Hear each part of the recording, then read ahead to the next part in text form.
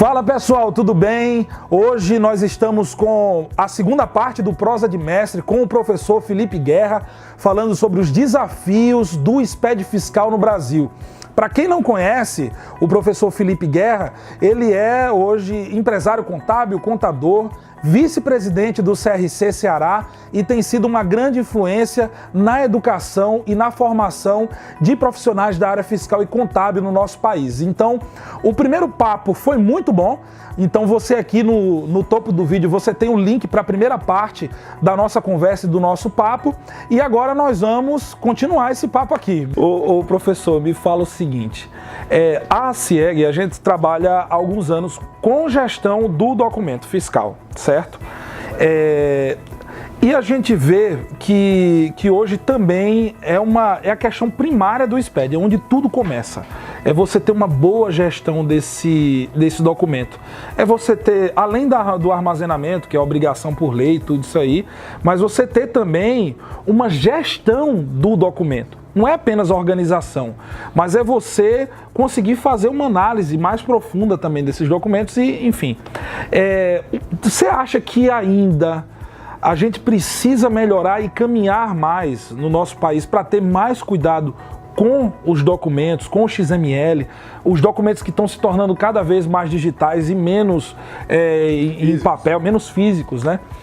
Entendeu? Você acha que a gente precisa melhorar também nesse aspecto ainda? Completamente. Quem foi meu aluno sabe, eu tenho um mantra que eu falo para eles na sala de aula, que é: a informação nasce no documento fiscal eletrônico, transita pela escrituração fiscal e deságua na contabilidade. Certo. Então, o principal insumo da contabilidade, da escrituração fiscal, é o documento fiscal eletrônico. E se a gente for analisar a escrituração fiscal de modo amplo, a gente vai perceber que ela se divide em 3 etapas. Etapas de pré-escrituração, etapas de durante a escrituração e etapa de pós-escrituração. Sem sombra de dúvidas, a etapa mais importante é a etapa de pré-escrituração, que é onde envolve diretamente o documento fiscal. É a parte de cadastro e a emissão de documentos. Quando você não tem um bom cadastro e não tem uma emissão de documento fiscal feita de maneira correta, a probabilidade de que a tua escrituração fiscal fique incorreta e, consequentemente, a tua contabilidade fique incorreta é muito grande. É muito grande. Então, o principal paradigma que o SPED precisa vencer de verdade é tirar da mente das pessoas de que o SPED ele é feito na empresa de contabilidade. O SPED ele não é feito na empresa de contabilidade, ele é feito lá no cliente da empresa de contabilidade. Porque é lá que o cara cadastrou o produto, é lá que ele emitiu o documento, é lá que ele recebeu a nota do fornecedor. Então toda a movimentação fiscal que envolve o SPED começou ali. Se vem errado de lá, é um efeito em cadeia, vai ficar tudo errado daqui para frente. Então, a gestão do documento fiscal, ela vai muito além do armazenamento que é obrigatório por lei, como você mencionou. Ela vai desde a gestão da informação desse documento fiscal, ele vai até do cuidado no momento da emissão, no cuidado no momento da entrada, lembrando sempre que são 2 mantras, além da informação nasce no documento fiscal eletrônico, transita na escrituração fiscal e deságua na contabilidade. Outra coisa que eu falo muito para os alunos em sala de aula e que eles têm muitas dúvidas é que a informação ela é sempre prestada sobre o enfoque do informante. Então, assim, muitas vezes nas minhas notas de entrada eu tenho ali informações que não são minhas, são do emitente. E o emitente foi o meu fornecedor. Quando eu vou escriturar esse documento, eu tenho que lembrar que na hora de escriturar eu tenho que escriturar sobre o meu enfoque. Então, também isso é gestão do documento fiscal. Como que eu vou parametrizar o meu software para entender que essas informações que estão vindo do meu fornecedor, que foi uma emissão de terceiros, devem se comportar no meu sistema, para não destruir o meu estoque fiscal, para não destruir a minha escrituração fiscal, para não comprometer a minha contabilidade. Então, sem sombra de dúvidas, tudo isso passa por eficaz gestão dos documentos fiscais. Desde o momento do cadastro, da emissão dos documentos, a guarda e a análise dessas informações. Eu noto que os escritórios que eles trabalham com uma gestão eficiente, que eles tenham cuidado com isso aí, eles conseguem ganhar muito mais tempo. Sem sombra de dúvida. E menos dor de cabeça, né? Sem sombra de dúvidas. Entendeu? Eu costumo dizer que isso é ferramenta de sobrevivência. Ou ele investe tempo em preparar e gerenciar melhor os documentos fiscais eletrônicos no cliente dele, ou ele vai ter um retrabalho tão grande que o custo da operação dele não vai suportar E ainda tem mais, não é só o custo do retrabalho, é o custo do risco fiscal associado. Porque se a informação vem errada de lá e eu não consigo corrigir na minha escrituração, eu vou mandar a informação errada para o SPED e quando essa empresa tiver problema com o SPED, ela vai querer responsabilizar o contador. Ela vai chegar para o contador e dizer o seguinte, olha, se eu tinha problemas nos meus documentos fiscais, quem tinha que ter visto era você. A gente vê também hoje que os usuários eles têm muita dificuldade com relação ao bloco K do SPED, né? Então existe hoje, inclusive até na própria internet, muito material com relação a isso e é meio que um bicho-papão hoje dentro do SPED. Por que você acha que existe essa dificuldade toda de assimilar essa questão do bloco K? Henrique, o bloco K é realmente um bicho-papão do SPED fiscal. Por quê? Ele é o livro de controle da produção e do estoque dentro do SPED fiscal. No Brasil, eu costumo dizer que aquilo que não é cobrado tende naturalmente a não ser feito. Eu gosto de dar o exemplo de quem anda de moto, por exemplo. Não precisava ter uma lei para dizer para o cara que é motoqueiro que ele precisa andar de capacete. Bastava ele entender que se ele cair, ele vai morrer, já deveria ser motivação suficiente para ele andar de capacete. Da mesma forma, eu trago isso para o cumprimento de obrigações tributárias. O livro de controle da produção e do estoque, ele existe no Brasil desde 1970. O ajuste CINEF sem número, desde 1970, ele já dizia que o contribuinte do ICMS, aquele que fosse indústria, equiparado à indústria ou comércio atacadista, ele tinha que manter o livro de controle da produção e do estoque em dias. Só que era muito comum na fiscalização da indústria isso não ser exigido. Sim. Como não era exigido, não era feito. Só que você imagina o seguinte, existe um termômetro dentro da escrituração fiscal que indica a sonegação fiscal do ICMS, que é o estoque. Por quê? Porque o ICMS ele é um imposto que incide sobre circulação de mercadorias. Certo. Se aparece mercadoria no teu estoque do nada, significa que você comprou sem nota. Sim. Se desaparece mercadoria do teu estoque do nada, significa que você vendeu sem nota. Então, é um termômetro, o teu estoque ele indica se você está sonegando ou não. Sim. Só que vamos fazer uma conta simples. Quem são os maiores contribuintes do ICMS do Brasil? As indústrias. Certo. E esse formato de controle de estoque básico que o fisco utiliza, que é estoque final vai ser igual ao estoque inicial, mas se compra menos vendas, não se aplica às indústrias. Por quê? Porque o que ela compra é diferente do que ela vende. Certo, porque ela transforma. Transforma, perfeito. Então, a métrica que o fisco usa para calcular o estoque final de uma empresa não se aplica a quem ele mais tem interesse de ver controlar o estoque, que é a indústria. Entendi. Então é motivação mais do que suficiente para que ele trouxesse o bloco K. Sim. Então o bloco K ele tem como objetivo exatamente que o contribuinte indústria ou equiparado à indústria e atacadista, isso obviamente obedecendo um escalonamento que está lá no ajuste CINEF 25 de 2016, ele vai prestar essas informações da produção e do estoque dentro do SPED fiscal. Primeiro grande desafio. Hoje, as empresas já enviam inventário para o fisco, mas enviam uma vez por ano. No bloco K, eles vão ter que enviar todos os meses. Então, já é um desafio gritante. Porque quem trabalha em empresa de contabilidade sabe que para a gente ter um inventário uma vez por ano já dá trabalho. Para ter todos os meses, então... Vixe, aí é novela. É uma novela. Aí, fora isso, tem o próprio controle da produção. Porque você tem uma ideia do nível de complexidade e do nível de controle que o bloco K propõe, ele propõe que se houver uma substituição de insumo no momento da produção, isso tem que ser informado no SPED. Então imagina, eu gosto de dar um exemplo bem simples de uma mesa. Imagina que eu disse na ficha técnica da mesa que para fabricar ela eu uso 10 parafusos de estrela, chave estrela. Tá. Só que na hora de produzir, acabaram os parafusos, eu tive que usar 2 com chave de fenda.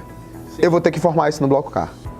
Agora eu te pergunto, como é que o contador vai saber disso?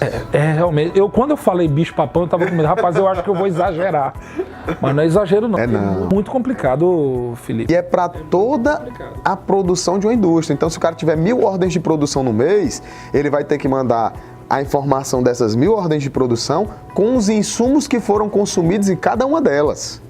Então, realmente, é desafiador. Bom, pensando nisso que você acabou de dizer, Felipe, eu tenho uma filosofia e eu acho que agora ficou muito mais claro para mim, que a questão do SPED fiscal das obrigações é um trabalho de 4 mãos, falando de contabilidades terceirizadas, por exemplo.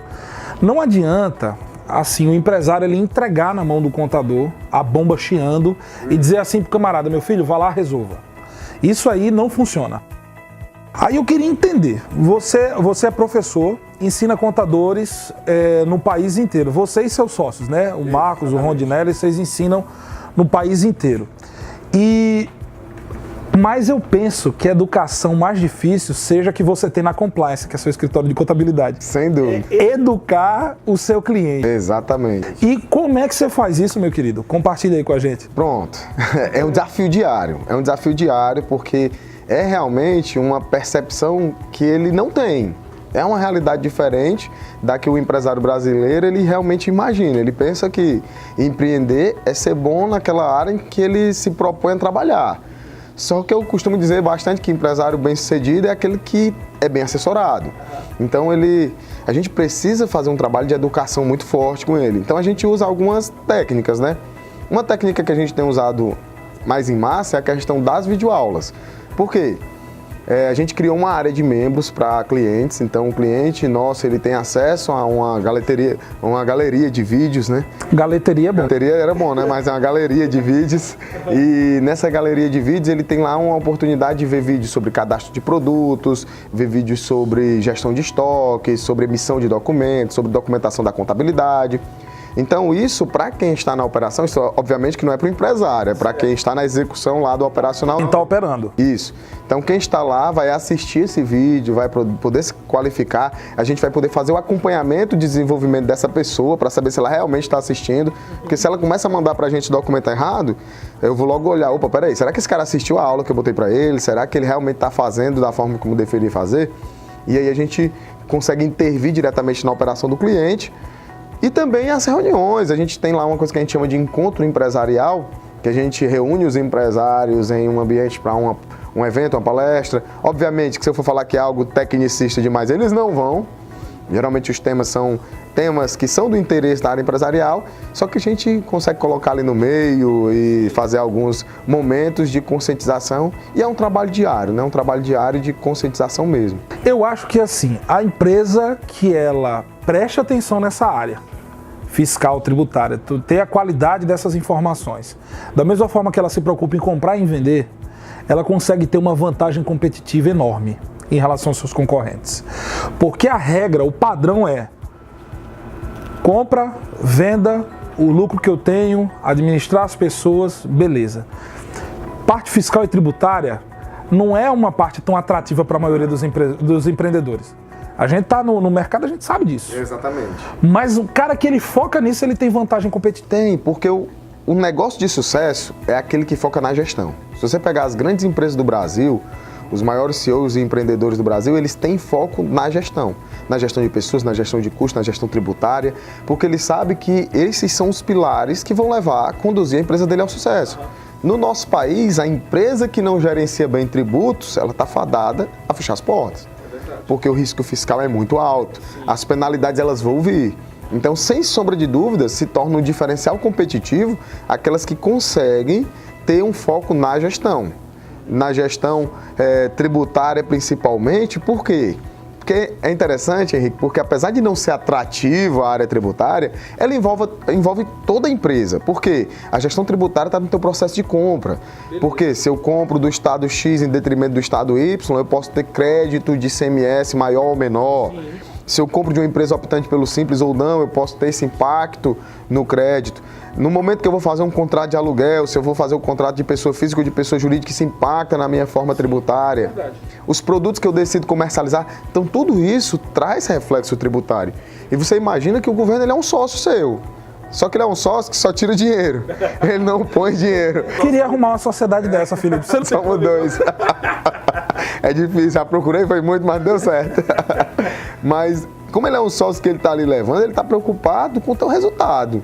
Então, mas ele não está preocupado com as tuas despesas diretamente. Ele está preocupado em dizer o seguinte, olha, venda mais, fature mais, porque eu vou ter uma parcela maior do seu negócio. Então, se você não gerencia bem esses aspectos, você vai perder muito do seu tributo pagando coisas indevidas. Já pensou, pagar tributo de certo modo pela nossa educação tributária do Brasil, educação fiscal do Brasil, já não é bom, ponto. Ah, porque a gente não tem um retorno e tal, não vamos entrar nesse mérito, mas que pagar tributo no Brasil meio que conscientemente não é bom. Não é bom. Imagine você pagar indevidamente, pagar mais do que o que você precisaria. Aí é complicado. E essa é a realidade de muitas empresas no nosso país. Muitas empresas no nosso país pagam mais do que o que deviam pagar. Bom, chegamos ao fim desse papo, uma conversa muito boa, muito produtiva. E em breve você vai ter a continuação desse papo aí com o professor Felipe Guerra. Então, muito obrigado, Felipe. E, pessoal, até a próxima. Se você curtiu esse papo com o professor Felipe Guerra, você não pode deixar de se inscrever no curso de formação de analista fiscal. Além desse curso, existem outros cursos como SPED Fiscal e E-Social também. Então acesse esse link que está aqui na descrição e saiba mais.